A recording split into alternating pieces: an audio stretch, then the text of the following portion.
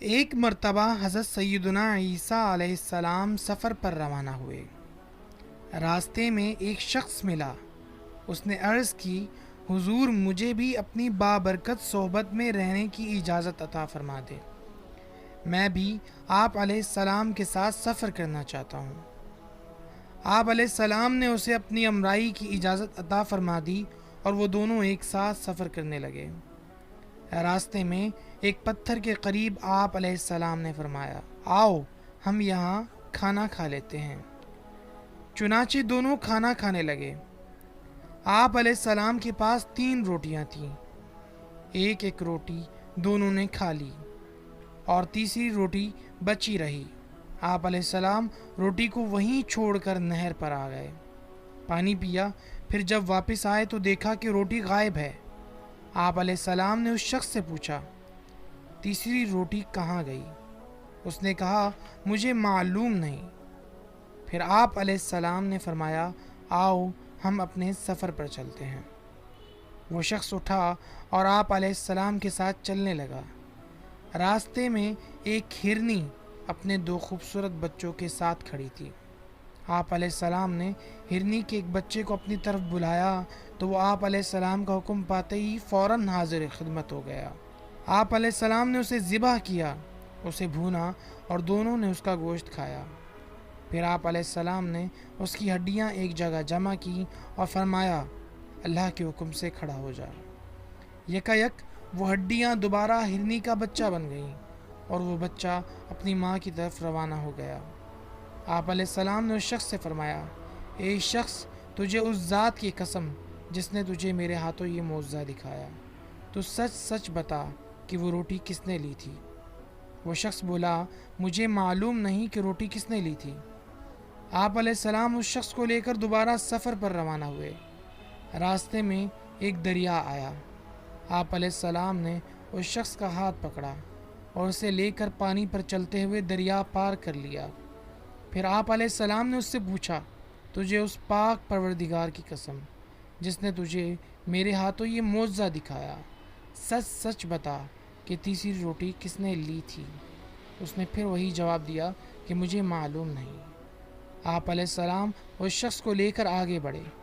راستے میں ایک ویران صحرا آ گیا۔ آپ علیہ السلام نے اس سے فرمایا، بیٹھ جا۔ پھر آپ نے کچھ ریت جمع کی اور فرمایا، اے ریت، اللہ کے حکم سے سونا بن جا۔ تو وہ ریت فوراً سونے میں تبدیل ہو گئی۔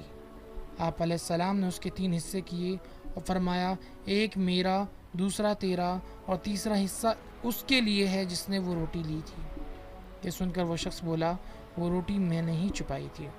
حضرت سیدنا عیسیٰ علیہ السلام نے اس شخص سے فرمایا، یہ تینوں حصے تم ہی لے لو۔ اتنا کہنے کے بعد آپ علیہ السلام اس شخص کو وہیں چھوڑ کر آگے روانہ ہو گئے۔ وہ اتنا زیادہ سونا ملنے پر بہت خوش ہوا۔ اس نے وہ سارا سونا اٹھا لیا۔ اتنے میں وہاں 2 اور شخص پہنچے۔ جب انہوں نے دیکھا کہ اس ویرانے میں اکیلا شخص ہے، اس کے پاس بہت سا سونا ہے، تو انہوں نے ارادہ کیا کہ ہم اس شخص کو قتل کر دیتے ہیں اور اس سے سونا چھین لیتے ہیں۔ جب وہ اسے قتل کرنے کے لیے آگے بڑھے تو اس شخص نے کہا، تم مجھے قتل نہ کرو بلکہ ہم اس سونے کو باہم تقسیم کر لیتے ہیں۔ اس پر وہ دونوں شخص قتل سے باز رہے اور اس بات پر راضی ہو گئے کہ ہم یہ سونا برابر برابر تقسیم کر لیتے ہیں۔ پھر اس شخص نے کہا، ایسا کرتے ہیں کہ ہم میں سے ایک شخص جا کر قریبی بازار سے کھانا خرید لائے، کھانا کھانے کے بعد ہم یہ سونا باہم تقسیم کر لیں گے۔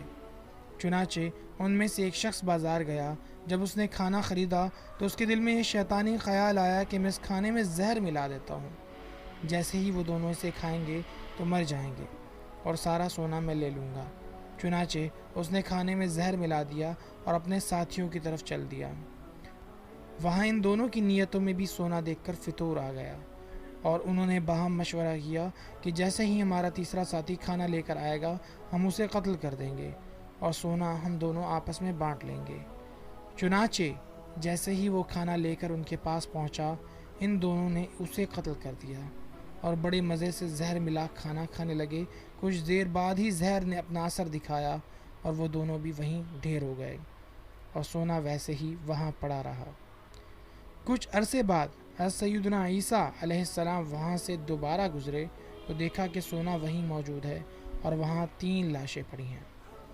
آپ علیہ السلام نے یہ دیکھ کر لوگوں سے فرمایا، یہ دنیا ایک دھوکہ ہے، لہٰذا اس سے بچو۔